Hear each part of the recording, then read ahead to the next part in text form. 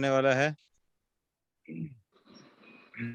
आज के जो हमारे गेस्ट स्पीकर हैं इनके बारे में थोड़ा सा मैं बता दूंगा। और ये जो है अभी ये एक थेरेपी है, क्या है, कैसे काम करता है, सब सर बताने वाले हैं आज। तो पूरा एकदम एकाग्र होके सुनना है।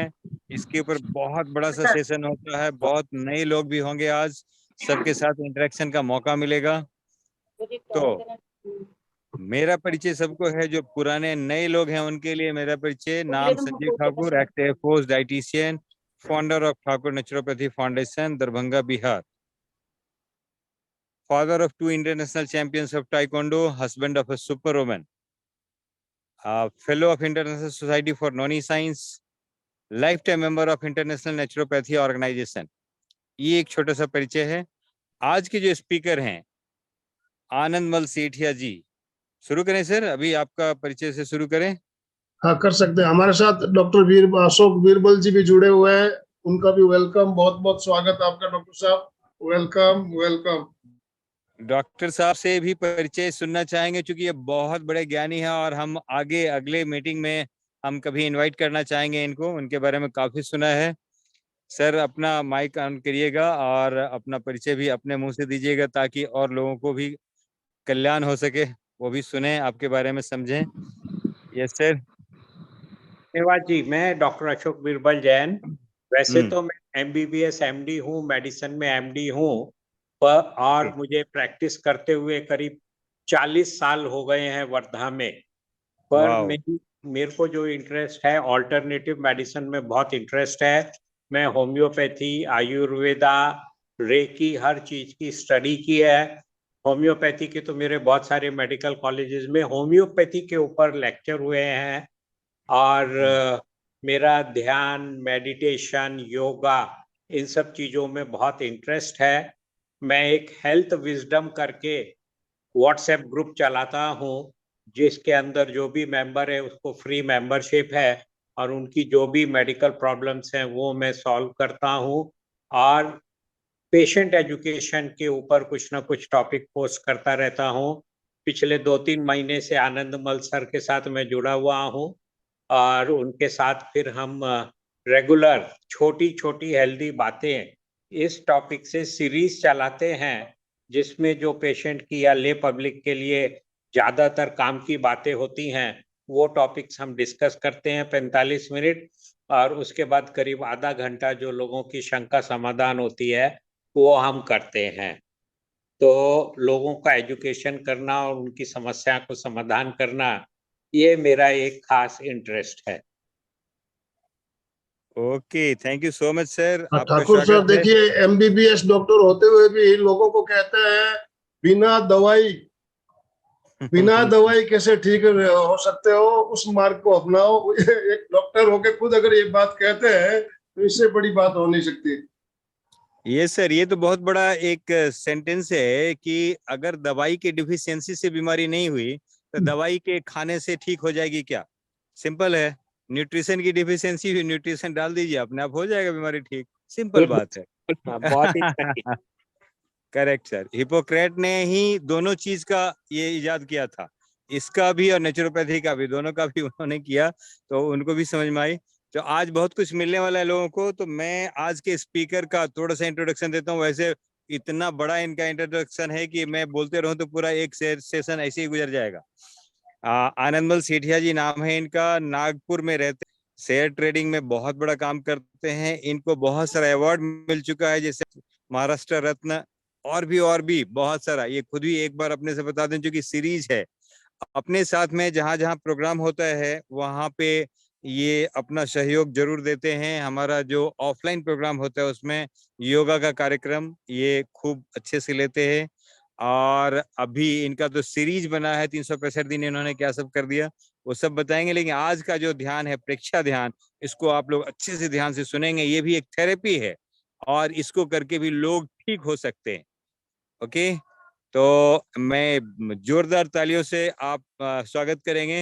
Help me welcome on the stage great leader, powerful speaker Anandmal Sethia ji. Welcome welcome sir, please take over sir.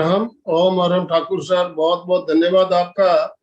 आज उम्र है। आप लोगों के साथ मिलकर प्रेक्षा ध्यान के बारे में थोड़ी सी बात बताने का जो अवसर मुझे मिला है, और प्रेक्षा ध्यान के थ्योरी के बारे में कम और प्रैक्टिकल के बारे में मैं ज्यादा ध्यान देता हूँ। मैं कोई भी जब हमारा प्रोग्राम होता है तो मैं हमेशा कहता हूँ थ्योरी पढ़ के सुन के हमें फायदा नहीं होगा जब तक हम प्रैक्टिकल नहीं करेंगे। तैरना है, किताब पढ़ ली आपने, हाथ पांव कैसे मारना है किताबों में पढ़ने से तैरना नहीं सीख पाएंगे जब तक पानी में नहीं उतरेंगे। घुड़सवारी करना है तो किताब पढ़ के नहीं सीख सकेंगे, घोड़े पे चढ़ना पड़ेगा, गिरना पड़ेगा, चोट भी लगेगी, तब जाके सीखेंगे। तो इसी तरह जब तक हम प्रैक्टिकल नहीं करेंगे तब तक हमें उसका अनुभव नहीं होगा। तो मैं प्रैक्टिकल पे ज्यादा ध्यान देता हूँ। तो आज का हमारा 30 मिनट का जो टाइम है, इसके अंदर मैं कम से कम 20 मिनट का प्रैक्टिकल करना चाहूंगा। और जैसा कि बताया कि मैं प्रेक्षा ध्यान से जुड़ा हुआ हूँ, और प्रेक्षा ध्यान एक थेरेपी है। जिस तरह हम शरीर हमारा अस्वस्थ हो जाता है तो हम डॉक्टर के पास जाते हैं, आयुर्वेद के डॉक्टर के पास जाते हैं, एलोपैथी के डॉक्टर के पास जाते हैं, होम्योपैथी के पास जाते हैं। अलग अलग थेरेपी हमारे देश में प्रचलित है। तो इसी तरह देखिए, शारीरिक बीमारी जब होती है, हमें शरीर की कोई भी तरह की बीमारी होती है तो हम दवाई से उसको ठीक कर सकते हैं, डॉक्टर्स के पास, वैद्य जी के पास में जाके ठीक कर सकते हैं। और जब मानसिक रूप से बीमार हो जाते हैं, हम मेंटली डिस्टर्ब हो जाते हैं, तो बहुत सारे मेंटल हॉस्पिटल्स भी बने हुए हैं जहाँ जाके उसका भी इलाज किया जा सकता है। लेकिन जब हम भावनात्मक रूप से बीमार होते हैं, भावनात्मक बीमारी जब आती है तो उसका क्या उपाय है? कौन सा डॉक्टर है या कौन सा ऐसा हॉस्पिटल है जहां जाकर हम अपने गुस्से को शांत कर सकते हैं, हिंसा जो भाव हमारे अंदर पैदा होता है उसको हम शांत कर सकते हैं? इसके लिए प्रेक्षा थेरेपी बहुत ही शानदार थेरेपी बताई गई है। और बीमारी की जड़ क्या है? बीमारी की जड़ है तनाव, टेंशन। जब हम तनाव में आते हैं तो धीरे धीरे उसका असर हमें देखने को मिलता है। हम शारीरिक रूप से बीमार होते हैं, मानसिक रूप से बीमार होते हैं, और भावनात्मक रूप से भी हम बीमार होते हैं। तो इसका इलाज केवल मेडिटेशन। तो मेडिटेशन जो है, इसके अंदर प्रेक्षा ध्यान जो थेरेपी है, इसके अंदर बहुत सारे ऐसे हमने प्रयोग करवाते हैं, और एक एक प्रयोग इतने कारगर है इसके कि उससे का बहुत लंबा हमें उसका अभ्यास जब करते हैं हम रोज, तो उससे निश्चित रूप से भावनात्मक बीमारियों से भी हम बिल्कुल हमें आराम मिलता है। तनाव से मुक्ति मिलने से धीरे धीरे हमारी बीमारियां कम होने लगती है। हम शारीरिक, मानसिक और भावनात्मक हर तरह से हम स्वस्थ होने लगते हैं। तो इसी के अंतर्गत जो हमें अलग अलग ध्यान के जो पद्धति प्रयोग बताए गए, उसी में से एक प्रयोग है दीर्घ श्वास प्रेक्षा। अभी कुछ दिन पहले कोरोना का भयंकर एक हमने रूप देखा, और जिन्होंने दीर्घ श्वास प्रेक्षा का अभ्यास किया वो कोरोना से उनको कुछ भी नहीं हुआ, उनको कुछ भी नहीं हुआ। कारण दीर्घ श्वास प्रेक्षा करने वालों को फुल ऑक्सीजन मिलता है, फेफड़े उनके मजबूत होते हैं। और कोरोना का इफेक्ट देखा हमने, उसको फेफड़े के लिए वो सबसे पहले इफेक्ट होता था, फेफड़ों, ऑक्सीजन की कमी। तो ये जो दीर्घ श्वास प्रेक्षा करने से हमें ऑक्सीजन की कमी कभी नहीं होती है, और हमारा आयुष्य भी लंबा होता है, ऐसा कहते हैं। अब शास्त्रों में लिखा है, बात सही भी हो सकती है, नहीं भी हो सकती है, लेकिन मान्यता है कि दीर्घ श्वास से हमारा आयुष्य लंबा होता है। हमारी एक साधिका नागपुर में हमारे जो क्लास चलती है ऑफलाइन, करीब करीब 10 साल से हमारे साथ जुड़ी हुई है, और कोरोना के काल में उन्हें एडमिट होना पड़ा था। 75 प्लस उनकी एज है, और जहां लोग 20 दिन 3 हफ्ता हॉस्पिटल में रहते थे, तो उन्होंने प्रेक्षा ध्यान के कारण 7 दिन में घर पे आ गई, इसलिए कि उन्होंने दीर्घ श्वास प्रेक्षा का प्रयोग, हॉस्पिटल में दिन भर दीर्घ श्वास प्रेक्षा का प्रयोग करती थी, और डॉक्टर लोगों ने उनको बोला आप बहुत जल्दी आपका रिकवर हो गई, 7 ही दिन में वापस घर आ गई। तो ये चमत्कार देखिए, दीर्घ श्वास प्रेक्षा का चमत्कार हमने साक्षात देखा भी है। तो आज हम उसी के बारे में बात कर रहे हैं, दीर्घ श्वास प्रेक्षा का प्रयोग भी करेंगे। और दीर्घ श्वास प्रेक्षा क्या है, पहले तो इसे समझना है। दीर्घ श्वास यानी लंबा श्वास, और प्रेक्षा का मतलब होता है देखना। श्वास को लंबा करते हुए श्वास को देखना, और बिल्कुल ध्यान पूर्वक देखना। श्वास आ रहा है, जा रहा है, उसी पे ध्यान टिकाना। जब श्वास भरते हैं पेट को फुलाना, श्वास छोड़ते समय पेट को अंदर ले जाना। डायफ्रेमिक ब्रीदिंग जिसको बोलते हैं हम। जब हम श्वास भरते हैं हमारा डायफ्राम जो है नीचे जाता है, फेफड़ा फूलता है और डायफ्राम नीचे जाता है, और जब हम श्वास छोड़ते हैं फेफड़े सिकुड़ते हैं, डायफ्राम वापस अपनी जगह पे आ जाता है। इसी के कारण से हमारा पेट फूलता है और सिकुड़ता है। तो ये बहुत से लोगों को देखा गया है कि उनका सिस्टम बहुत सही डायफ्रामिक ब्रीदिंग नहीं होने से उल्टा होता है। उल्टा होता है तो आप भी अपने पहले श्वास को चेक कीजिए, श्वास भरते समय पेट फूल रहा है कि नहीं और छोड़ते समय सिकुड़ता है कि नहीं, इस बात को पहले आप चेक कीजिए। अगर आपका श्वास सही नहीं है उसको पहले सुधारना है। श्वास को सुधारना है, श्वास भरते समय पेट को फुलाना, छोड़ते समय सिकुड़ना, और श्वास को धीरे धीरे लेना है और धीरे धीरे छोड़ना है। जितना समय आपके श्वास को लेने में लगे उससे ज्यादा समय छोड़ने में लगाने का प्रयास करना। लेने में अगर आप 5 सेकंड लगाते हो तो छोड़ने में 7, 8, 10 सेकंड लगाइए। इस तरह से आप श्वास का अभ्यास कीजिए, और नियमित अभ्यास करने से निश्चित रूप से आपको बहुत सी बीमारियों से राहत मिलेगी और धीरे धीरे आपको हर बीमारी से छुटकारा मिल सकता है। कारण दीर्घ श्वास से हमें ऑक्सीजन ज्यादा मिलेगा, ऑक्सीजन ज्यादा मिलेगा तो हमारा ब्लड का प्यूरिफिकेशन अच्छा होगा, रक्त शोधन अच्छा होने से हमारी बीमारियां भी धीरे धीरे कम होती है। तो दीर्घ श्वास प्रक्रिया का प्रयोग कैसे करना है, अब इसके बारे में मैं बात करूं तो हम करीब करीब 20 मिनट का या 15 से 20 मिनट का ध्यान करेंगे। तो इसके लिए पहले आपको एक आसन में बैठना है। आप जितनी देर हो सके बिना हिले डुले आसन में बैठना है। एक संकल्प लेना है कि मैं ध्यान के लिए तैयार हो रहा हूं। संकल्प जरूरी होता है। जब तक आप संकल्प नहीं लेते हो तब तक आपका ध्यान लगेगा नहीं। तो संकल्प शक्ति से बहुत कुछ हो सकता है। तो पहले हमें संकल्प लेते हैं, उसके बाद शरीर को शिथिल करते हैं, रिलैक्सेशन ऑफ द बॉडी।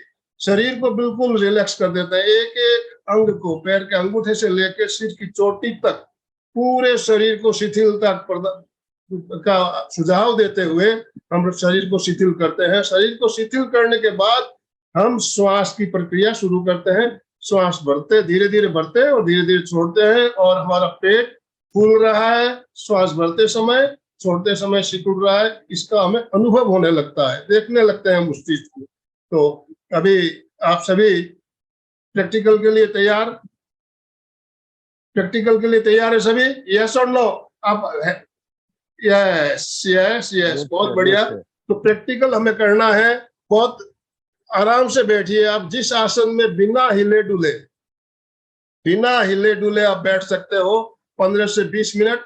आप नीचे नहीं बैठ सकते हो तो आप कुर्सी पे बैठिए, और अगर उसमें भी आपको तकलीफ हो रही है एक आसन में बैठने से तो कुछ देर आप बैठिए, उसके बाद धीरे से आसन बदल लीजिए।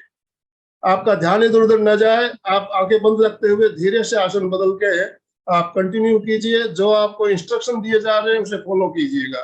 और पहले महाप्राण ध्वनि करते हैं। महाप्राण ध्वनि आप पहले श्वास भरना है और आवाज भौरे की तरह आवाज करते हुए श्वास को छोड़ना। इससे हमारा कंसंट्रेशन बढ़ता है, एकाग्रता बढ़ती है और श्वास भी लंबा होता है।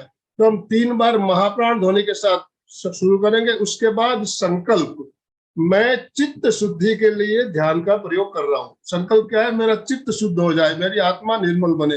हमारा लक्ष्य क्या है? चित्त की शुद्धि। तो चित्त की शुद्धि के लिए हम ध्यान करते हैं। ऐसा संकल्प लेते हुए हम ध्यान शुरू करेंगे। तो सावधान,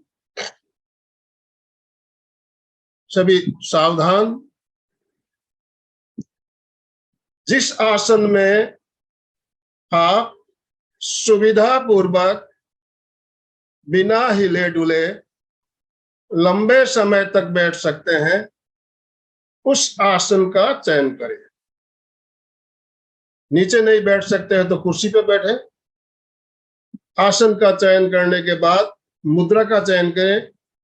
ज्ञान मुद्रा, अंगूठा और तर्जनी को मिलाते हुए दोनों हाथों को घुटनों पर रखिए। बाकी शेष तीनों अंगुलियां ऊपर छत की ओर, अंगुलियों को नीचे लटका के नहीं रखना है, ऊपर रखना है, ताकि हमारे शरीर में जो ऊर्जा आए वो हमारे अंगुलियों के से बाहर ना निकले। तो अंगुलियों को ऊपर छत की ओर रखना है, शेष तीनों अंगुलियों को इस तरह से। दोनों हाथों को घुटनों पर रख दीजिए। या तो ये मुद्रा लगाइए या फिर बायां हाथ नीचे रखते हुए दाहिना हाथ ऊपर, दोनों हथेलियों के एक के ऊपर रखते हुए दोनों अंगूठे इस तरह से मिले हुए रहेंगे और दोनों हथेलियों को नाभि के पास गोद में टिका दीजिए। इस तरह से भी मुद्रा लगाई जा सकती है। दोनों में से कोई भी एक मुद्रा लगा लीजिए। रीढ़ की हड्डी गर्दन बिल्कुल सीधी रखिए। आंखों को बिना दबाव दिए कोमलता से बंद करेंगे। मन शांत, श्वास मंद। मुद्रा और आसन का चयन करने के पश्चात अब हम संकल्प का उच्चारण करेंगे। सब मेरे साथ साथ मानसिक उच्चारण करें। मैं चित्त शुद्धि के लिए प्रेक्षा ध्यान का प्रयोग कर रहा हूं। मैं चित्त शुद्धि के लिए प्रेक्षा ध्यान का प्रयोग कर रहा हूं। मैं चित्त शुद्धि के लिए प्रेक्षा ध्यान का प्रयोग कर रहा हूं।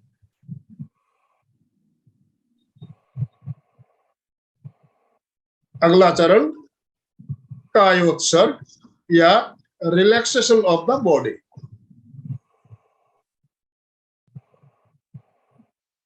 पैरों के अंगूठों से लेकर सिर की चोटी तक पूरे शरीर को शिथिलता का सुझाव देना है और शिथिलता का अनुभव करना है।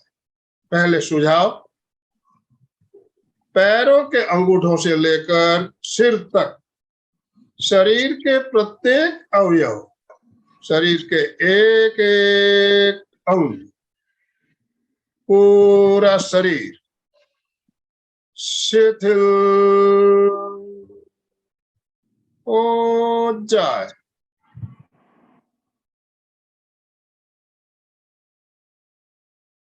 शिथिल हो जाए। शिथिल हो जाए।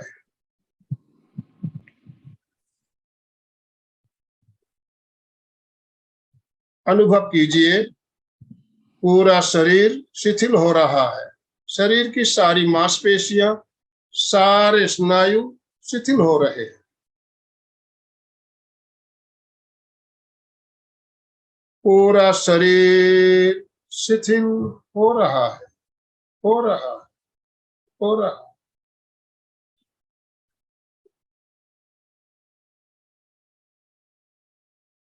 पूरा शरीर पूरी तरह से शिथिल हो गया। अनुभव करें, शरीर में कहीं भी कोई अकड़न या जकड़न नहीं। पूर्ण शिथिलीकरण, कंप्लीट रिलैक्सेशन। पूरा शरीर पूरी तरह से शिथिल हो गया है।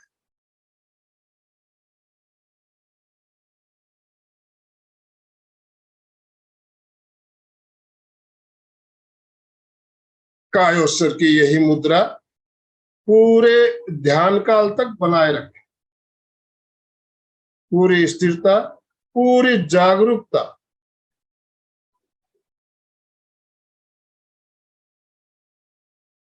अगला चरण दीर्घ श्वास प्रेक्षा। श्वास को प्रयास पूर्वक, प्रयत्न पूर्वक लंबा करें। लंबा श्वास भरें और लंबा श्वास छोड़ें। श्वास की गति को मंद करें।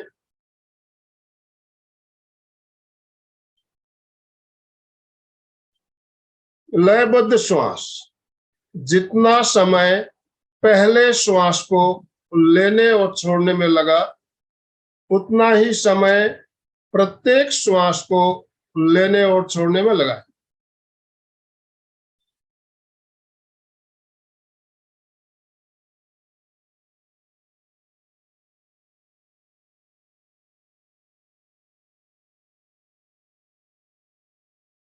श्वास के स्पंदन नाभि तक पहुंचे।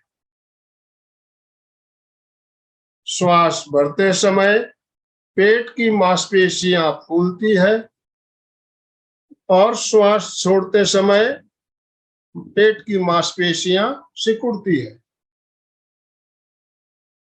लंबा श्वास आ रहा है, पेट फूल रहा है।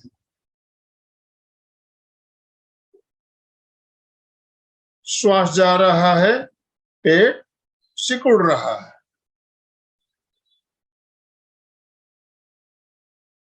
श्वास अंदर, पेट बाहर।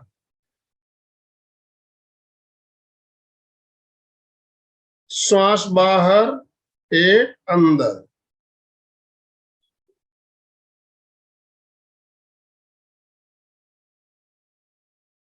श्वास अंदर, पेट बाहर।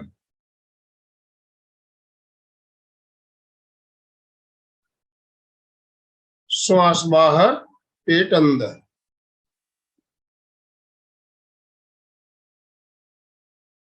चित्त को नाभि पर केंद्रित करें।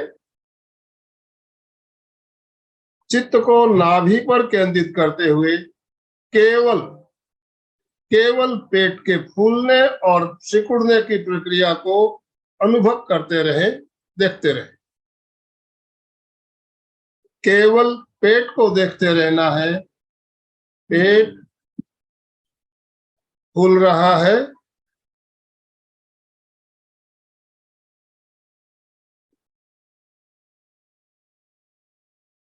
सिकुड़ रहा है।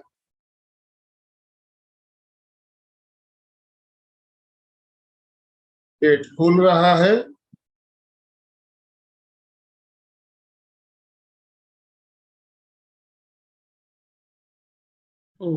सिकुड़ रहा है।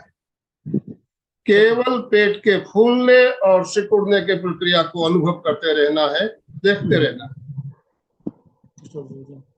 पूरी चेतना को केवल पेट के फूलने और सिकुड़ने की प्रक्रिया को देखने में लगा दें।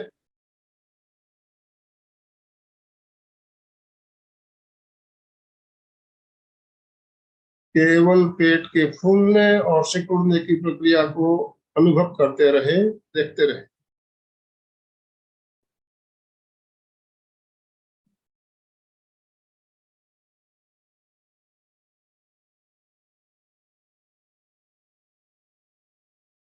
किसी भी तरह के अगर विचार आ रहे हैं तो विचारों को आने दीजिए, उन्हें रोकने का प्रयास ना करें।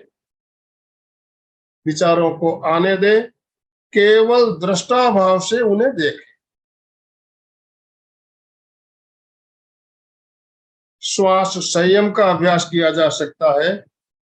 श्वास बढ़ने के बाद थोड़ी देर श्वास को अंदर रोकिए और श्वास छोड़ने के बाद थोड़ी देर बाहर रोकिए।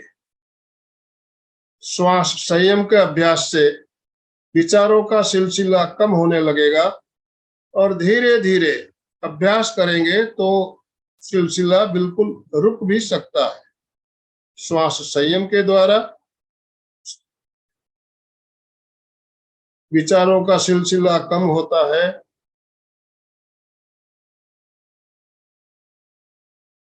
विचारों का सिलसिला कम करने के लिए खेचरी मुद्रा का प्रयोग भी किया जा सकता है। जिह्वा को पलटते हुए जिह्वा के अग्रभाग को तालू से चिपका दें और जहां तालू और जिह्वा का स्पर्श हो रहा है वहां पर चित्त को केंद्रित करते हुए वहां होने वाले स्पंदनों को महसूस करें।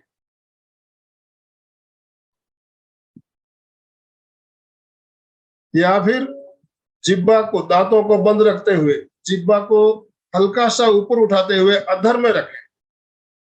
जिह्वा को अधर में रखें और जिह्वा पर होने वाले प्रकंपनों को अनुभव करें। इससे आपका विचारों का सिलसिला कम होगा, विचार आने कम हो जाएंगे, एकाग्रता बढ़ेगी, ध्यान की गहराई में उतर पाएंगे।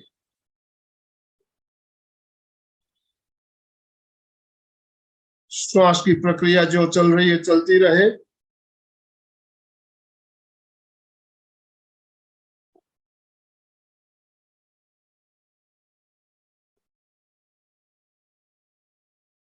अब चित्त को नाभि से हटाकर दोनों नासिकाओं के अंदर संधि स्थल पर ले आइए।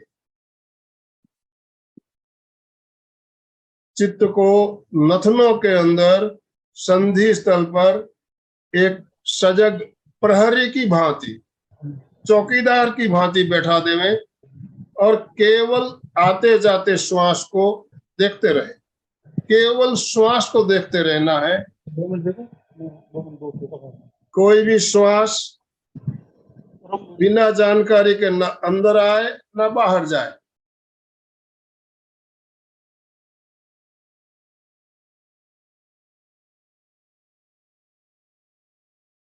केवल आते जाते श्वास को देखते रहना है।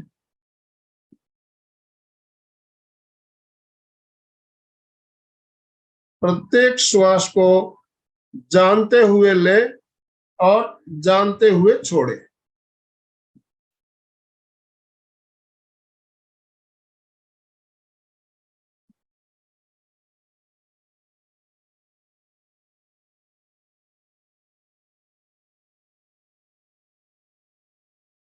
नथनों के अंदर संधि स्थल पर श्वास का स्पर्श महसूस होने लगेगा, उसे अनुभव कीजिए।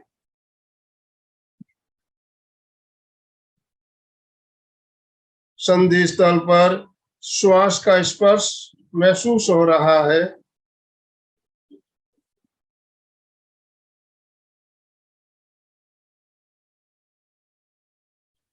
श्वास भरते समय संधि स्थल पर हल्की सी ठंडक महसूस हो रही है और श्वास छोड़ते समय नथनों के अंदर हल्की सी उष्मा या गर्माहट महसूस हो रही।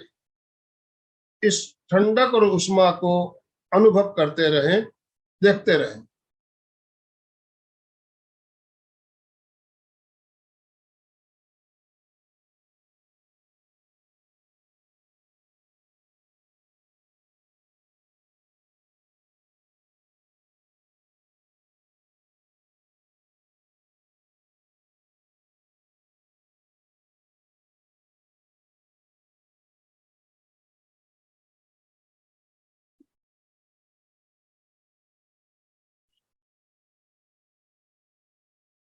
नथनों के अंदर श्वास भरते समय हल्की सी ठंडक और छोड़ते समय उष्मा या गर्माहट महसूस हो रही है, उसे अनुभव करें।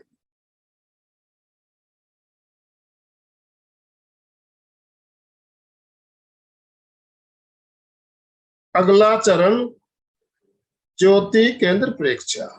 ज्योति केंद्र हमारे ललाट के बीचों बीच, ललाट के बीचों बीच चित्त को वहां पर केंद्रित करें।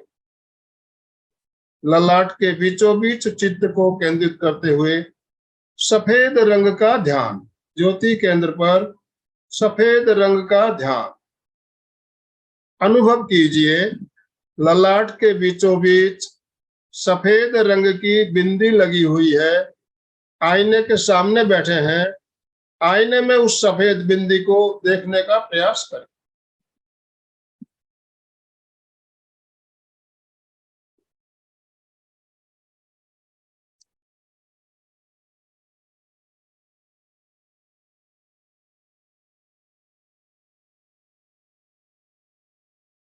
ललाट के बीचों बीच सफेद गोल बिंदी दिखाई दे रही है।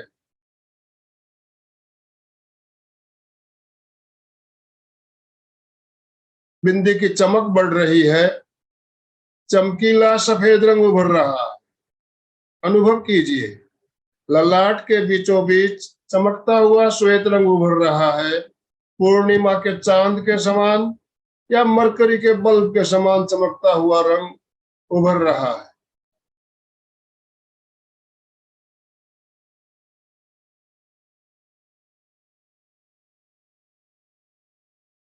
ललाट के बीचों बीच चमकता हुआ सफेद रंग उभर आया है।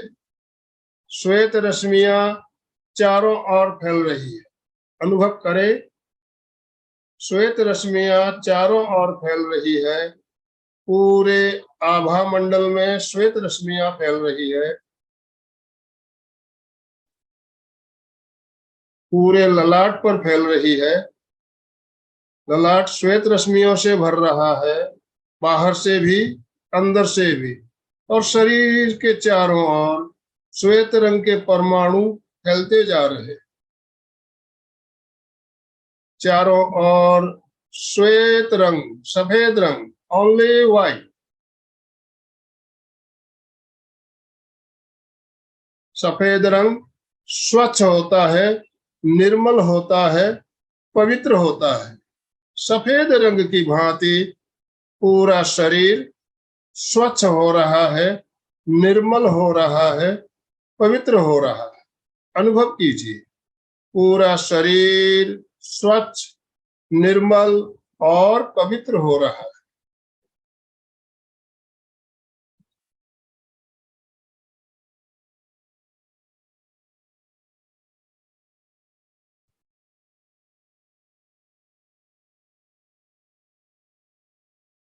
प्रत्येक श्वास के साथ स्वस्थ परमाणु, चमकते हुए सफेद रंग के परमाणु शरीर के अंदर प्रवेश कर रहे हैं और बाहर आते श्वास के साथ रुग्ण परमाणु शरीर से बाहर आ रहे हैं।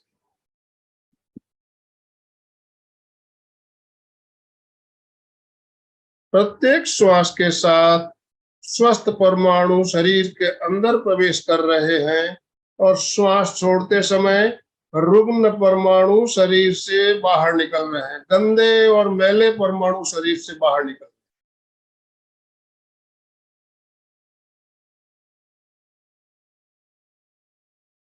चमकते हुए श्वेत परमाणु शरीर के अंदर प्रविष्ट हो रहे हैं। रुग्ण और गंदे परमाणु शरीर से बाहर आ रहे हैं।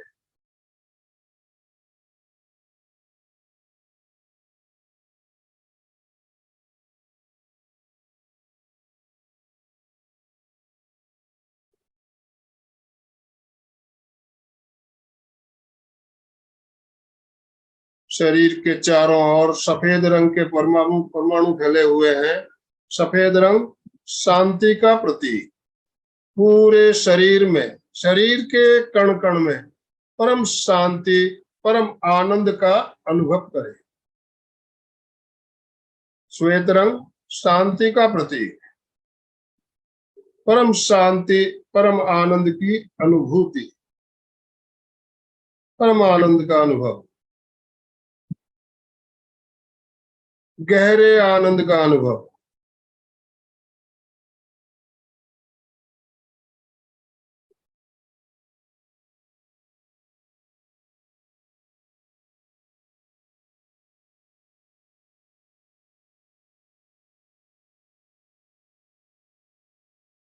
दो तीन दीर्घ श्वास के साथ प्रयोग संपन्न करें।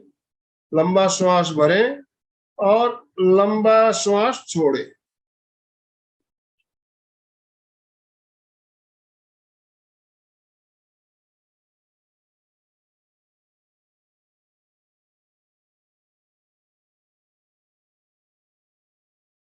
आंखों को बंद रखते हुए दोनों हाथों की हथेलियों को आंखों पे रखिए, संपुट बनाते हुए, कटोरी नुमा बनाते हुए दोनों हथेलियों को आंखों पे रखिए। आंखों को अंधेरे में खोलिए, बंद कीजिए, टिमटिमाइए और धीरे धीरे हथेलियां हटाते हुए भूमि दर्शन करते हुए आंखें खोल दीजिए। धीरे धीरे आंखें खोल दीजिए।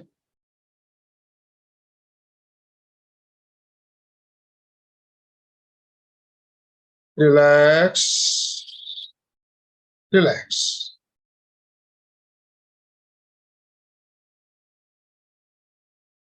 ओम अरहम प्रयोग संपन्न। अभी आपको ध्यान करने के बाद कैसी अनुभूति हो रही है, आप अपने आप को अनम्यूट कर सकते हो, बात कर सकते हो। हम 1-2 मिनट का समय और लेंगे। हमारा समय ऑलरेडी संपन्न हो चुका है। 7:30 तक का ही समय हमें दिया गया था ठाकुर सर के द्वारा। तो ठाकुर सर, बहुत बहुत धन्यवाद आपका। आपने मुझे ये मौका दिया आपके साथ जुड़कर प्रयोग करवाने का। इसके लिए बहुत बहुत धन्यवाद, बहुत बहुत आभार। बहुत बहुत धन्यवाद सर आपका। आपने इतना अच्छा ध्यान लिया, सबको ध्यान लग गया, मैं ऐसा समझ रहा हूँ। और इतना अच्छा मौका सबके लिए नहीं था। इतना बढ़िया सा मौका मिला है, लोग बैठे बैठे घर पे और इतना बड़ा ज्ञान लिए हैं और इतने सारे लोगों के साथ में। यस, 1-2 आदमी जो भी आपका अनुभव हुआ है प्लीज शेयर करिए, हैंड रेज करिए, बताइए, माइक ऑन करिए, बोल दीजिए। यस, बहुत अच्छा लगा सर, जैसे सर ने बताया बहुत कि अच्छा लगा। मतलब बॉडी एकदम रिलैक्स, बहुत अच्छा। चारों तरफ साउंड सफेदी नहीं का आ वो रही है, बहुत अच्छा साउंड ही लगा। नहीं आ रही। हाँ, देखिए रश्मि जी, ध्यान जो हम करते हैं तो ये ध्यान हमारा करीब करीब पौन घंटा होता है ध्यान। मैंने आपको बहुत शॉर्ट में कराया। जब तक आप इसमें लंबा समय नहीं लगाएंगे, आनंद की अनुभूति, जितना आप लंबा समय और लंबा ध्यान करोगे उतनी ज्यादा आपको आनंद आएगा और आप गहराई में उतर पाएंगे।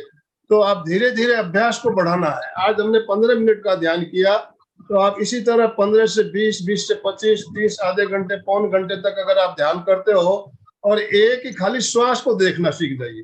हमारे जो श्वास है, हमारा नॉर्मल श्वास जो है कितने चलते हैं, 1 मिनट में 15 से लेके 20 तक चलते हैं जो नॉर्मल श्वास है। और जब हम गुस्से में होते हैं तो श्वास की संख्या और बढ़ जाती है, 30, 35, 40 तक पहुंच जाता है। तो इस अभ्यास के द्वारा हमारा श्वास लंबा होता है और नॉर्मल श्वास भी देखिएगा आपका 15 से नीचे धीरे धीरे 13, 12, 11 तक आ जाएगा। नॉर्मल श्वास आपका 10, 11 चलने शुरू हो जाएंगे इस अभ्यास के द्वारा। ये हमने अभ्यास किया हुआ है और मेरा 1 मिनट में 1 श्वास तक का अभ्यास मैंने किया हुआ है। 1 मिनट में 1 श्वास तक मैंने आसानी से, बिना कुछ प्रयास से मैं 1 घंटे में 1 मिनट में 1 श्वास तक ले सकता हूँ। इतना श्वास लंबा हमारा हो सकता है। तो आप भी अभ्यास करेंगे तो आपका भी हो सकता है, ऐसा असंभव नहीं है। ठीक, और किसी को कुछ कहना हो तो आप बात हाँ कर जी, हाँ जी, नमस्कार, प्रणाम। यस किशोर जी, कैसा लगा? हाँ, बहुत अच्छा, बहुत अच्छा। हमको ऐसा लगा कि इन्होंने हमको स्वयं से पहचान आज करवाई है और ये स्वयं को जानने की जो क्रिया इन्होंने आज कराई है, हमको इसका बहुत ही अद्भुत आनंद आया और बहुत सारी चीजें हमको इनसे सीखने को मिली। मेरा एक छोटा सा डाउट है, सांस लेंगे तो पेट फूलेगा और सांस छोड़ेंगे तो पेट अंदर जाएगा। तो ये मेरे समझ में नहीं आया, क्योंकि मेरी तो छाती फूलती मैंने है। पहले ही बताया था, आपने शायद ज्वाइन करने में लेट किया होगा। डायफ्रामिक ब्रीदिंग जिसको हम बोलते हैं, जब हम श्वास लेते हैं तो हम श्वास हमारे पेट तक तो नहीं आता है। सही कह रहा है, आपका सोचना सही है। पेट तक श्वास आता नहीं है, पेट आता है हमारे फेफड़ों तक। तो पेट क्यों फूलेगा? तो इसका जवाब ये है, जब हम श्वास लेते हैं तो हमारे फेफड़े फूलते हैं।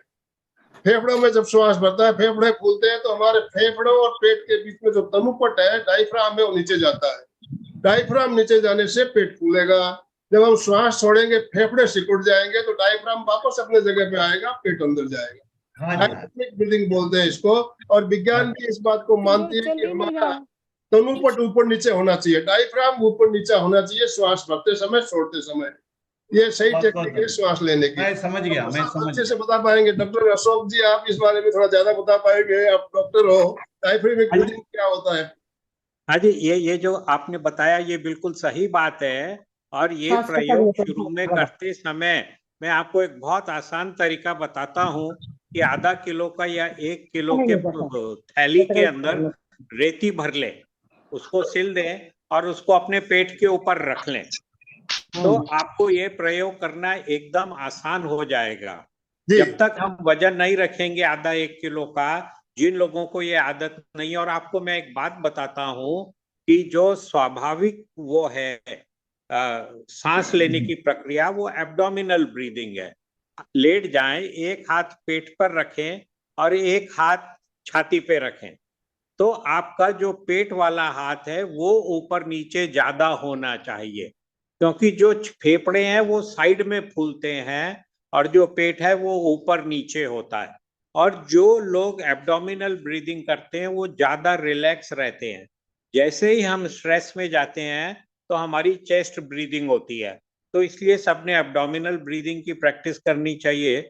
और उसके लिए पेट के ऊपर 1 किलो 2 किलो जितना उनको कंफर्टेबल लगता है उतनी थैली रख के, फिर जो आनंदमल जी ने प्रयोग बताया है वो करेंगे तो जरूर सक्सेसफुल होंगे। और एक चीज और मैं बोलना चाहूंगा कि लोगों का ध्यान मतलब ये होता है कि दिमाग शून्य हो जाए। अरे सर, वो तो हो ही नहीं सकता। जब तक हम जीवंत हैं तो दिमाग में कुछ ना कुछ विचार तो आएंगे ही ना, माइंड तो एक्टिव है। तो इसलिए हमें हमें प्रेक्षा ध्यान, प्रेक्षा यानी क्या, हमें बस प्रेक्षा करनी है श्वास की। उसमें ध्यान आ रहे हैं तो हमें उनकी तरफ ध्यान नहीं देना है, ध्यान आते जाएं जाते जाएं, हमें बस अपनी सांस की तरफ ध्यान देना है। और आनंद जी ने बहुत ही अच्छा शॉर्ट एंड स्वीट के अंदर पूरा समझाया है। अपन हो, मुझे ऐसा लगता है कि अपन 15 दिन ये प्रयोग करें, 1 महीना ये प्रयोग करें, और उसके बाद उनको रिक्वेस्ट करें कि अब वो हमें आधे घंटे वाली कराएं, फिर बहुत उसका हम सुंदर। 1 महीने डॉक्टर प्रयोग साहब करें। देखिए, आपने सही कहा प्रेक्षा। तो एक चीज मैं आपको बता दूं, प्रेक्षा शब्द का अर्थ क्या होता है। प्रेक्षा यानी देखना। देखना, किसी भी चीज को देखना। आप आंखें खोल के भी देख सकते हैं, बंद आंखों से भी देख सकते हैं। और हम जब श्वास को देखते हैं तो उसे श्वास प्रेक्षा कहते हैं। इसी तरह विचारों को, जब हमारे विचार आते हैं, विचारों को भी आप देख सकते हो, उस पर आप ध्यान टिकाते हैं। विचार आ रहे हैं, उनको आप देखना शुरू कर दीजिए।